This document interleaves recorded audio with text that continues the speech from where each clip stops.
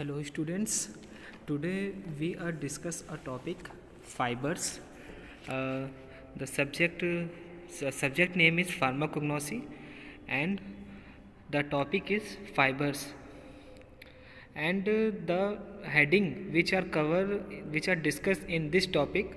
The first heading is introduction of fibers, and second classification of fibers, uses of fibers and study of fibers. These heading are discussed in this topic.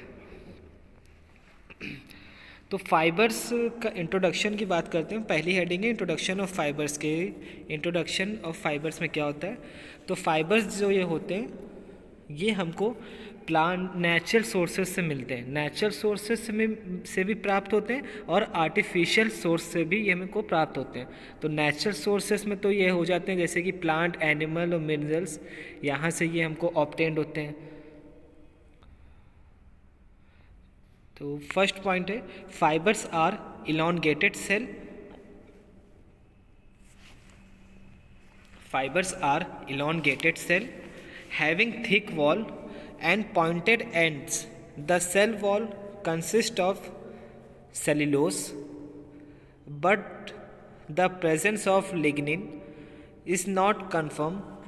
It may or may not be present. तो इसका क्या मतलब होता है कि fibres जो होती हैं, फाइबर्स और इलॉन्गेटेड सेल होती हैं. फाइबर्स जो होती हैं ये ऐसी एक सेल है जो कि इलॉन्गेटेड है. मतलब कि जो इलॉन्गेटेड मतलब लंबी है, इलॉन्गेटेड सेल होती हैं और थिक वॉल होती है. इनकी जो वॉल होती है वो मोटी होती है, थिक होती है. ठीक, उनकी वॉल जो होती है वो मोटी होती है, थिक होती है. एंड पॉइंटेड एंड्स, और इनके एंड्स में जहाँ पे ये जैसे ये लंबी चीज़ जो इलॉन्गेटेड होती हैं तो इनके एंड पे जहाँ पे ख़त्म हो रही होती है वहाँ पे नोकीली होती हैं, पॉइंटेड होती है, मतलब वहाँ पे थोड़ा नोकीली टाइप की होती हैं. ठीक, ये होता है. और क्या इसमें क्या होता है? द सेल वॉल, इसमें होता है इस फाइबर्स में सेलुलोज जो होता है वो प्रेजेंट होता है. जो फाइबर्स जो सब्सटेंस होते हैं इनमें सेलुलोज जो होता है और ये प्रेजेंट होता है, और जो ये इसमें लिग्निन जो होता है ये नहीं प्रेजेंट, ये एब्सेंट होता है. The cell wall consist of cellulose, इसमें सेलुलोज मौजूद होता है, but the presence of lignin is not confirm. It may or may not be present. ये जो होता है लिग्निन जो होता है ये फाइबर्स में नहीं पाया जाता है. सेलुलोज जो होता है वो पाया जाता है. और फाइबर्स जो होती हैं ये एक इलॉन्गेटेड सेल होती है, मतलब लंबी सेल होती हैं और थिक वॉल होती है. इसकी जो वॉल होती है, लेयर होती है, वॉल होती है जो इसकी वो मोटी होती है, थिक होती है. और पॉइंटेड एंड होते हैं, जो लास्ट में जो जहाँ पे ख़त्म हो रही होती है, जो एंड होता है इसका वो पॉइंटेड नोकीला टाइप का होता है.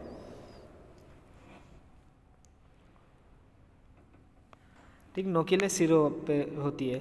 उसके बाद नेक्स्ट पॉइंट है they can be obtained from different parts of plant like leaf which is fibrous, pliable, strong and green. A leaf which can be curled around a finger.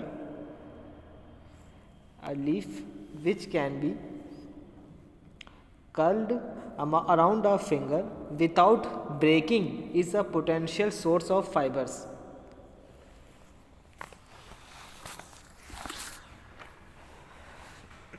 तो होता क्या है कि फाइबर्स दे जो होते हैं दे कैन बी, ये जो ऑब्टेन्ड होते हैं from different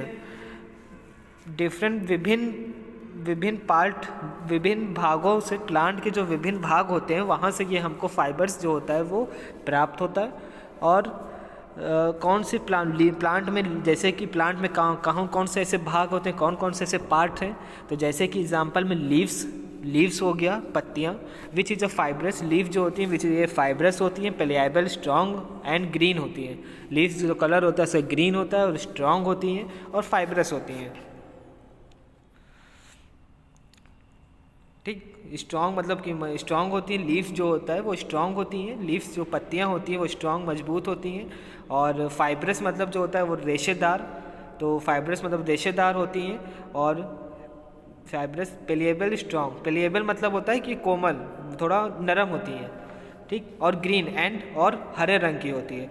a leaf which can be curled around a finger without breaking is a potential source of fibres. इसका क्या मतलब होता है कि एक पत्ती जो होती है, लीफ जो होती है, वो बिना तोड़े फिंगर पे कवर्ड हो जाती है। तो ये जो होता है ये इसका सोर्स होता है फाइबर्स का। ये जो होता है फाइबर्स का ही सोर्स होता है, फाइबर्स के ही कारण होता है कि लीफ जो होती है एक फिंगर पे, उंगली पे, बिना लीव्स को तोड़े हम उसको कवर कर सकते हैं। ठीक, तो वो जो होती है वो बिना लीफ को तोड़े उसको पूरी उंगलियों पे वो कवर हो जाती है, कवर कर लिया जाता है। ये एक एग्जाम्पल है। और इसमें क्या होता है, जैसे कि फाइबर्स जो होते हैं वो हमको प्लांट्स से प्राप्त होते हैं। प्लांट्स के विभिन्न भागों में से, विभिन्न मतलब डिफरेंट पार्ट्स से। कौन कौन से पार्ट्स? लीफ हो गया, एग्जाम्पल में लीव्स जो होता है वो स्ट्रांग होता है, मजबूत होती है और रेशेदार होती है, फाइब्रस होती है। और इसका जो होता है ये जो कवर कर लेती है, उंगलियों पे कवर हो जाती है बिना ब्रोकन, बिना तोड़े, बिना लीव्स को तोड़े इसको उंगलियों पे कवर कर सकते हैं, कवर किया जाता है। नेक्स्ट पॉइंट जो है फाइबर्स में, the natural fibres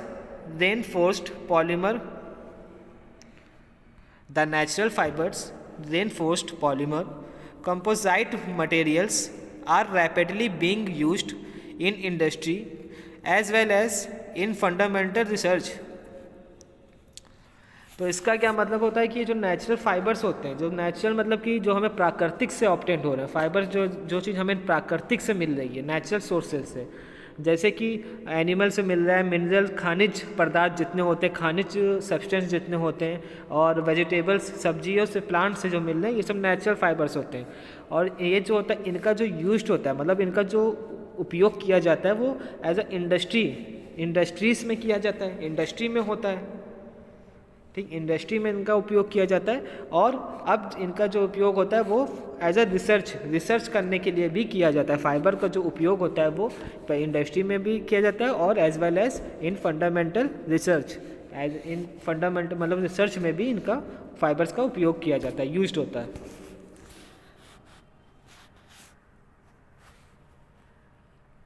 next heading है क्लासिफिकेशन ऑफ फाइबर्स। तो क्लासिफिकेशन ऑफ फाइबर्स की अगर हम बात करते हैं तो fibres are classified based on their sources. ठीक, तो फाइबर्स जो होते हैं ये क्लासिफाइड किए जाते हैं इनके सोर्स, मतलब कि जहाँ से प्राप्त होते हैं वहाँ के अकॉर्डिंग इनको क्लासिफाइड किया जाता है। तो जैसे कि fibres are classified on the 2 types, ये जो होते हैं 2 टाइप्स में क्लासिफाइड किए जाते हैं। ठीक, फाइबर्स जो होते हैं वो 2 टाइप्स में क्लासिफाइड किए जाते हैं।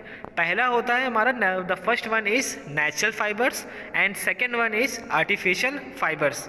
तो फर्स्ट होता है हमारा नेचुरल फाइबर्स, दूसरा होता है नेचुरल मतलब प्राकृतिक, नेचुरल सोर्सेज से जो हमें मिलते हैं, और आर्टिफिशियल फाइबर्स। तो फर्स्ट वन की हम बात कर लेते हैं। पहले फर्स्ट जो है हमारा नेचुरल फाइबर्स में क्या होता है, तो natural fibres are those fibres which are obtained from the natural sources. Natural fibres are 3 types: plant fibres, animal fibres और मिनरल फाइबर्स। अब इसमें क्या होता है कि नेचुरल फाइबर्स जो होते हैं वो ऐसे मतलब natural fibres are those fibres which are obtain from the natural sources. मतलब कि नेचुरल फाइबर्स जो होते हैं वो ऐसे फाइबर्स होते हैं, ऐसे सब्सटेंस होते हैं जो चीज़ प्राप्त होती है नेचुरल से, मतलब कि प्राकृतिक से जो चीज़ प्राप्त हो रही है वो चीज़ नेचुरल फाइबर्स में आती है। ठीक, तो अब इसके नेचुरल फाइबर्स के भी 3 टाइप्स होते हैं। तो कौन कौन से? Plant, animal, mineral. Plant fibres, जो animal fibres, and third one is last mineral fibres.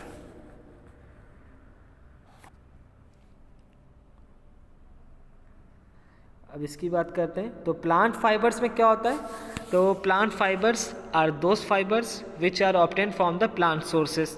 मतलब कि जो प्लांट फाइबर्स जो होते हैं ये चीज़ हमें जो प्लांट से मिलती है, मतलब कि प्लांट, अभी जैसे एग्जांपल दिया लीव्स का, तो जो चीज़ हमको प्लांट से ऑब्टेन्ड हो रही है उस चीज़ को हम कहते हैं प्लांट फाइबर्स। मतलब कि जो चीज़ प्लांट से हमें मिल रही है, लीव्स हो गया, स्टेम हो गया, बार्क हो गया, तो वहाँ छाल हो गई, तना हो गया, रूट हो गई, जड़ हो गई, यहाँ से जो मिल रहा है वो चीज़ हम प्लांट फाइबर्स में होती हैं। तो जैसे कि एग्जाम्पल में हम कह सकते हैं कॉटन, बनाना और हेम्प। कॉटन, एग्जाम्पल में कॉटन, बनाना और हेम्प। हेम्प जो होता है ये कैनाबिस, भांग होती है, कैनाबिस का होता है। उसके बाद सेकंड है हमारा एनिमल फाइबर्स। एनिमल फाइबर्स क्या होते हैं? Animal fibres are those fibres which are obtain from the animal sources. तो मतलब कि एनिमल फाइबर्स जो होते हैं वो ऐसे फाइबर्स होते हैं, मतलब ऐसे सब्सटेंस होते हैं जो चीज़ हमको एनिमल से मिल रही है, मतलब कि जो चीज़ हमको एनिमल जानवरों से प्राप्त हो रही है। ठीक, जैसे कि एग्जाम्पल में हम क्या कह सकते हैं? सिल्क एंड वुल।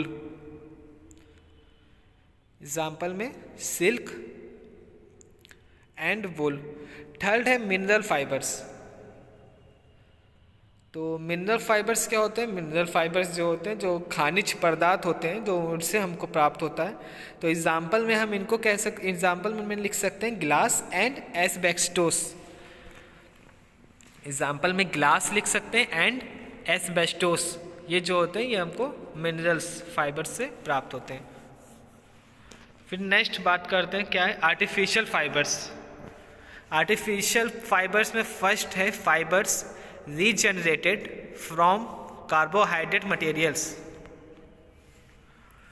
तो ये क्या होता है कि फाइबर्स रीजनरेटेड मतलब कि जो फिर से, जैसे कि जो चीज़ हमको कॉटन से मिली, जैसे मतलब कि हमको प्लांट सोर्सेस से, मिनरल सोर्स से, प्राकृतिक चीज़ों से जो चीज़ हमको मिली, तो उसमें किसी केमिकल को ऐड करके उसको फिर से उसको वो करना, फिर से मतलब उसका उपयोग करना, इस चीज़ को कहते हैं रीजनरेटेड। तो इसका जैसे कार्बोहाइड्रेट मटेरियल के द्वारा इसको फिर से फाइबर्स को जो होता है कार्बोहाइड्रेट मटेरियल्स के द्वारा फिर से रीजनरेट किया गया, मतलब फिर से इसको बनाया गया। तो एग्जाम्पल में हम क्या लिख सकते हैं? Regenerated cellulose.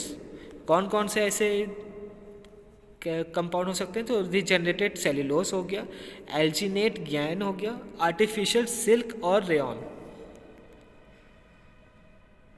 आर्टिफिशियल सिल्क और रेयॉन हो गया। सेकेंड पॉइंट क्या है? Fibres regenerated from protein materials. अब अभी जैसे उसमें पढ़ा था कि कार्बोहाइड्रेट के द्वारा, अब इसमें प्रोटीन्स के द्वारा जो फाइबर्स रीजनरेट हुए, मतलब फिर से वो बनाए गए प्रोटीन के द्वारा। तो कौन कौन से ऐसे प्रोटीन मटेरियल्स के द्वारा? तो एग्जाम्पल में इसमें क्या हो सकता है? Ardil from groundnut protein and Fibrolane from milk casein. अब इसका ये एग्जाम्पल है जो प्रोटीन के द्वारा हमने फाइबर्स को फिर से रीजनरेट किया, फिर से बनाया। तो इसमें एग्जाम्पल में क्या कह सकते हैं? एरिडिल। एग्जाम्पल में एरिडिल जो हो गया फ्रॉम ग्राउंडनट प्रोटीन, मतलब कि अब एरिडिल जो होता है ग्राउंडनट प्रोटीन होता है, मतलब कि ग्राउंडनट जो मूंगफली में पाया जाता है एरिडिल। और फाइब्रोलिन जो होता है जो होता है वो मिल्क कैसीन, मतलब मिल्क जो दूध होता है उसमें कैसीन प्रेजेंट होता है, उसके वो भी प्रोटीन उसमें से प्राप्त होता है। और ग्राउंडनट मूंगफली से हमको एरिडिल जो होता है वो प्राप्त होता है।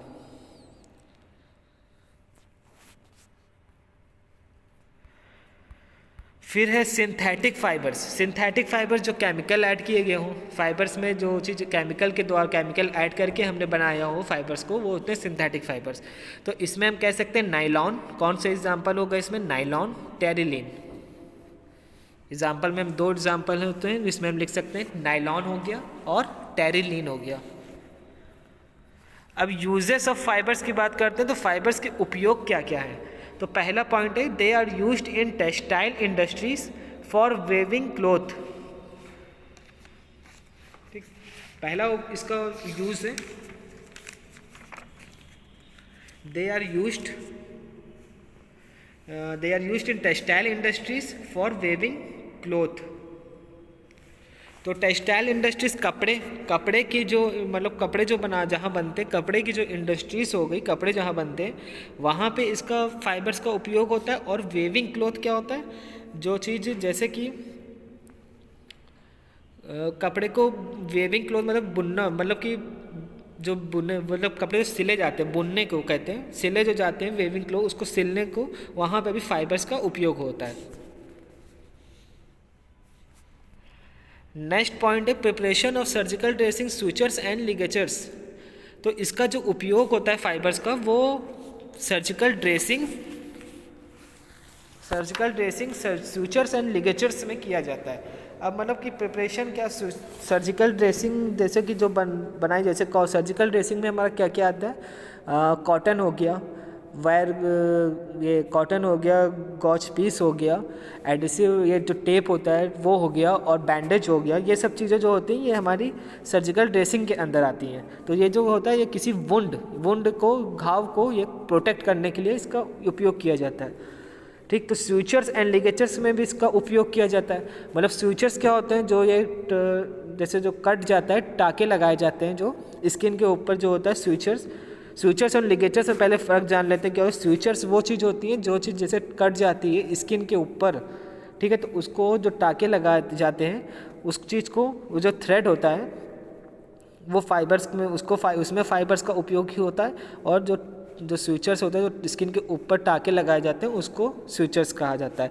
और लिगेचर्स क्या होता है, जो ये टाके जो होते हैं वेन्स पे लगाए जाते हैं, इसका थ्रेड अलग होता है। ये स्विचर्स का थ्रेड जो होता है, धागा जो होता है थ्रेड, वो अलग होता है, और लिगेचर्स का जो धागा होता है वो अलग होता है। और लिगेचर्स का जो काम होता है ये वेन जब कट जाती है तो उसमें इसको टाके लगाने के लिए वेन्स में, नस में, वहाँ पे लिगेचर्स का यूज़ होता है। नेक्स्ट पॉइंट है silk is used for the preparation of warm cloth and blanket. तो सिल्क जो होता है, सिल्क का उपयोग जो होता है, silk is used for the preparation, silk का जो उपयोग होता है वो किस में होता है, वार्म क्लॉथ, गर्म जो कपड़े होते हैं, वार्म क्लॉथ मतलब गर्म कपड़े जो होते हैं उनको बनाने में इसका उपयोग किया जाता है सिल्क का। और ब्लैंकेट मतलब कंबल हो गया, इन सब में इसका उपयोग होता है सिल्क का। देन नेक्स्ट हेडिंग है स्टडी ऑफ फाइबर्स, कि फाइबर्स में हमें क्या क्या चीज़ें स्टडी करनी है, मतलब क्या क्या चीज़ें हमें डिस्कस या मतलब पढ़नी है, फाइबर्स के अंदर क्या क्या आते हैं। तो following are the few example of fibres which are used in pharmacy for different purpose. तो ये जो होते हैं कुछ एग्जांपल हैं फाइबर्स के, और जो फार्मेसी में यूज्ड होते हैं, फार्मेसी में इनका उपयोग होता है फॉर द डिफरेंट, विभिन्न प्रकार से। जैसे पहला हो गया कॉटन हो गया, सिल्क, कॉटन हमको पढ़ना है इसमें फाइबर्स में, सिल्क इसमें स्टडी करनी है, वुल जो हो गया वो स्टडी करना है इसमें, जो ये जानवर से पाया जाता है वुल जो हो गया, और जूट स्टडी करना है, फाइबर्स के अंदर आता है, एस्बेस्टोस और रीजनरेटेड फाइबर्स। दिस 6, ये जो 6 एग्जाम्पल हैं, ये चीज़ें हमको फाइबर्स में पढ़नी है।